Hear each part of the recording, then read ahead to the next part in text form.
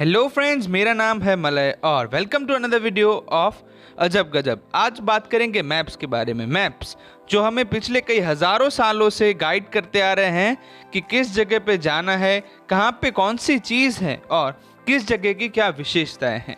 पर आज हम कुछ ऐसे मैप्स देखेंगे और उनके बारे में जानेंगे जो हमें इन चीज़ों से बढ़कर कुछ अलग जानकारी देंगे। तो with that said, let's roll the intro.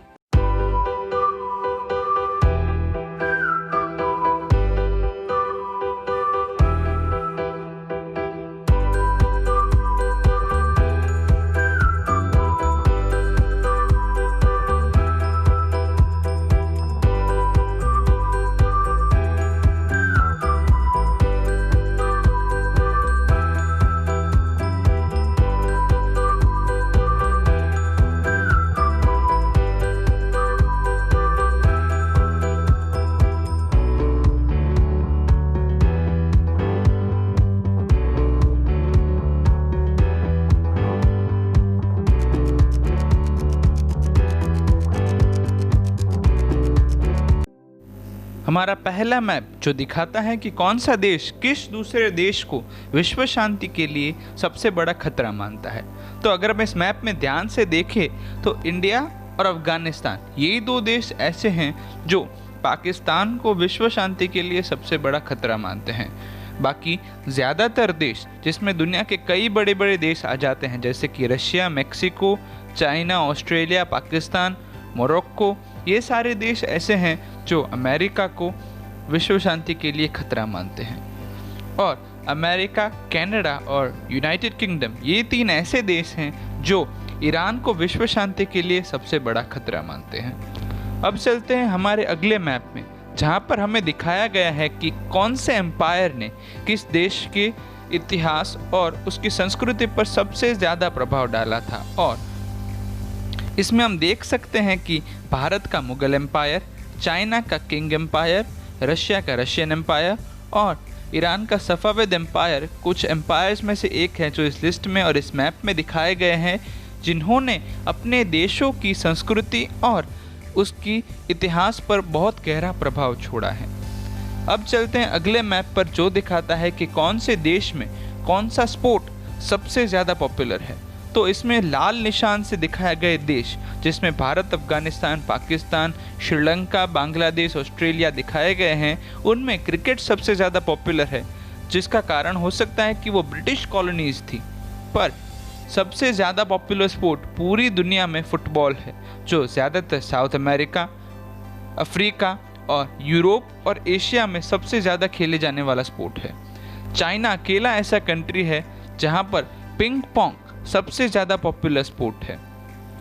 अगले मैप को समझने के लिए हमें समझना पड़ेगा कि अर्थ की टेक्टोनिक प्लेट्स हिलती हैं और कॉन्टिनेंट्स एक दूसरे के पास आते हैं और दूर जाते हैं। आज से तकरीबन 30 करोड़ साल पहले ये सारे कॉन्टिनेंट्स और महाद्वीप एक दूसरे से जुड़े हुए थे और एक सुपर कॉन्टिनेंट बना हुआ था जिसका नाम था पेंजिया।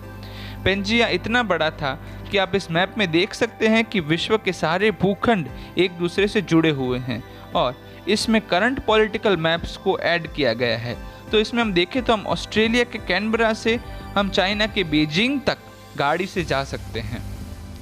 अब चलते हैं अगले मैप की ओर, जिसमें दिखाया गया है कि विश्व की कुल जनसंख्या जो तकरीबन 700 करोड़ लोगों की है, उसे हम इन 6 शहर यानी कि San Francisco, Paris, Houston, New York, London और सिंगापुर की पॉपुलेशन डेंसिटी के हिसाब से अमेरिका के मैप में फिट करें तो वो कितनी साइज़ लेते हैं।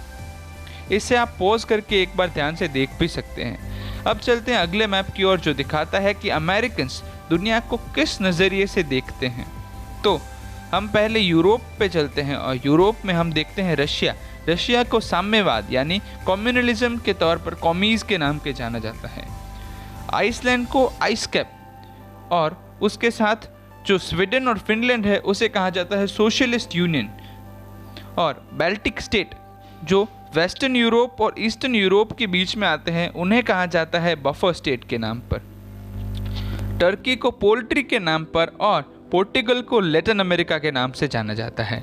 अब दूसरे मैप में हमें एशिया के बारे में दिखा गया है, तो उसमें अगर हम ध्यान से देखें तो इंडिया को योगा यानी भारत को वो योगा के नाम से जान सकते हैं, पाकिस्तान को अलकायदा और साउथ ईस्ट एशिया को ओबामा स्कूलमेट्स के नाम से जाना जाता है, जापान को सुशी और निंजास के नाम पर, और रशिया को कम्युनलिज्म, और साथ ही साथ चाइना को the People's Republic of China town के नाम से भी जाना जाता है। अगले मैप में हमें दिखाया गया है कि पूरी दुनिया में ड्राइविंग के लिए कौन सी साइड यूज़ होती हैं। ब्लू में दिखाई गई साइड्स यानी द राइट हैंड ड्राइव, और रेड में दिखाई गई जो देश हैं वो लेफ्ट हैंड ड्राइव यूज़ करते हैं। इसमें हम देख सकते हैं कि जो ब्रिटिश कॉलोनीज थी वो राइट हैंड ड्राइव यूज़ करती है। अगले मैप में हम देख सकते हैं कि कौन सा सोशल मीडिया नेटवर्क सबसे ज़्यादा पॉपुलर था। तो इसमें दो मैप दिए गए हैं, पहला है जून 2009 का और दूसरा दिसंबर 2012 का। इसमें हम एक ही चीज़ क्लियरली देख सकते हैं कि फेसबुक इतना एक्सपांड हुआ है कि वो ज़्यादातर वर्ल्ड में अब डोमिनेट करता है, पर 2009 में ऐसा नहीं था। 2009 में अगर हम इंडिया की एक बात करें तो इंडिया में सबसे ज़्यादा पॉपुलर ऑरकुट था, पर 2012 आते आते वो फेसबुक बन गया। इस मैप में हमें दिखाया गया है कि ब्रिटेन ने कौन कौन से कंट्रीज़ पर इन्वेजन किया था।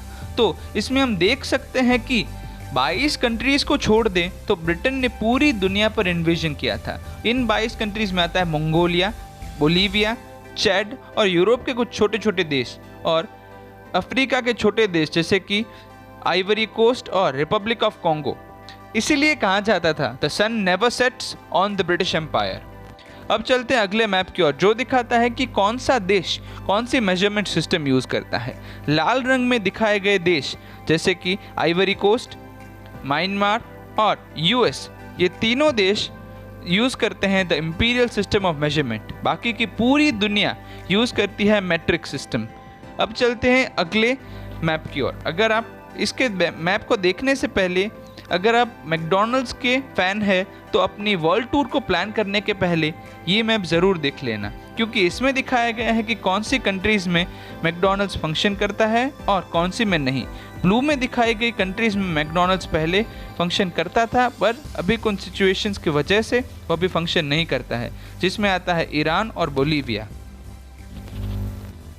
आशा करता हूँ कि आपको ये वीडियो अच्छा लगा होगा और आपने कुछ नया जाना होगा। तो इस वीडियो को लाइक कीजिए, शेयर कीजिए, कमेंट कीजिए और सब्सक्राइब कीजिए मेरे चैनल को ऐसे ही कंटेंट देखने के लिए, और बेल आइकन को दबाइए जिससे आप नोटिफिकेशन मिल सके कि कब नया वीडियो अपलोड हो रहा है। तो मिलते हैं अगले वीडियो में।